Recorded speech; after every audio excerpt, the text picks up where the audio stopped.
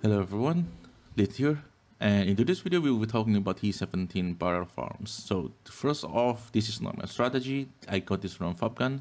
I will put the link in the description to his original video. So let's begin with the maps. So for the maps, I'm using T17 Abominations, and there are two most important things inside the maps that you need to pay attention to. Number one is you need to have a mod that area contain additional cluster of highly volatile barrels, because this is the center of the strategy. And the second one, you want to pay attention to more Scarab and more currency.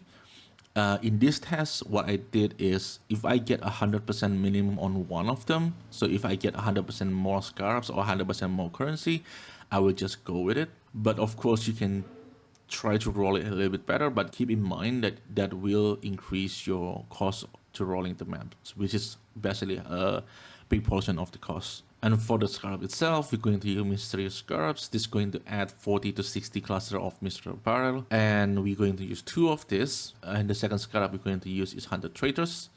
And the last Scarab that we're going to use is Horn Scarabs of Traditions. And because I'm not an MF character, so I don't have any con, so I don't get the downside. And I'm also not a Headhunter build, so I don't really benefit from Nemesis. If you're a Headhunter build, changing the Hunt Tradition to Nemesis is probably better, because it will add 2 additional modifier to your rares, and that modifier will come back to you via Headhunter. So that's for the Scarabs. And for the Atlas tree, this is the Atlas tree that I'm using. This is a very standard back to basic T17 farms.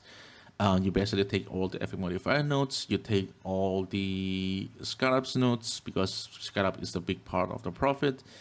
And yeah, this is very standard tree. You're going to see this time to time again from one farm to another. All T7 back to basic basically use this as a template. And this is the result breakdown. And for the cost of the maps, I put 0.6. That's because T17 price is going down, and I assume it's because the Divine price also going down. So by the time of recording, the Divine price is 114, but I think it does drop into like 110, something like that. And I think this is because a lot of people start to move into T17, and your Chaos Orb is very valuable to reroll the T17, because that's the only way you can modify the T17. So that therefore increasing the value of the Chaos Orb, and that's why the Divine price going down. And for the rolling map cost, I'm putting 50 C per map. Then that brings us total to 2,500 C for 50 maps. In my own testing, I do spend around 2,300, I think, or 2,200, something around that area. But I just put in 2,500, so it's easier to calculate everything, and I also like to add some buffer. So 2,500 chaos for rolling, and this is the time where on your strategy, the biggest cost is the map and rolling the map. Yeah, so the total cost for 50 map is 56.75 divine, and that brings the cost per map into 2.37. So this is high investment. It's not cheap to start this one. But of course, with higher investment, you also get higher rewards. And for this one, I'm using Wealthy Exile instead of Excellence. Then that's because Excellence doesn't seem to work. I don't know why. But yeah, Wealthy Excellence seems to work. I will say it's better. It do price maps, it do price embers, so it do price a lot of things that Excellence doesn't price on. And when I check the price, it seems to be pretty accurate with the price on a Pure Ninja. So I think the result is pretty close to reality. And in this one, I also screenshot all the drops. If you want to go through all the breakdowns, you can do it yourself. That brings us to the total revenue of 214 divine. And after reduce the cost, we will end up with 157.25 divine as a net profit. And the time per map for me is 3 to 4 minutes. So I will put 4 minutes here as the higher end. That will bring us into 47.70 divine per hours, and this is a lot lower than what in the Fabgun video, but my guess is probably because he is an MF character. He is a Magic Find character, and even though your quant doesn't affect the barrels, but it does affect everything else. That's mean every single mob in the map is going to affected by your quant, and you're going to drop more Scarabs. And I think that's also evidence in the Scarab drops. I only got 2 creations while he got like 4 to 6, I think. So I think Magifan did play roles, and still affect the result by quite a lot.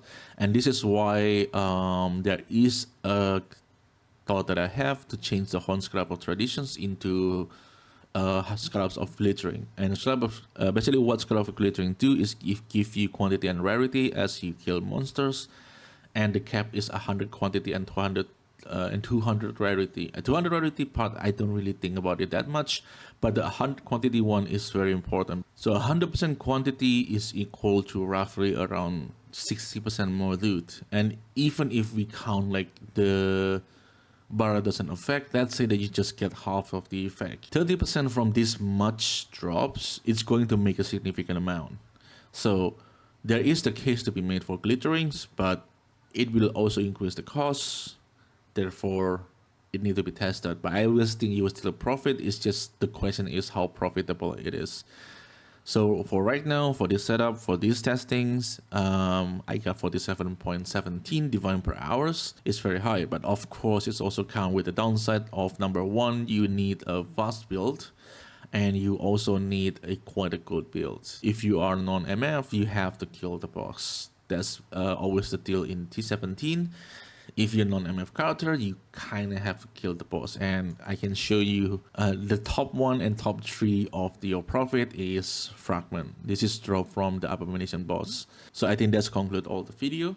And if you like the video, consider like and subscribe. That will help the channel a lot. So thank you everyone for watching. I really appreciate it. And I'll see you in the next one.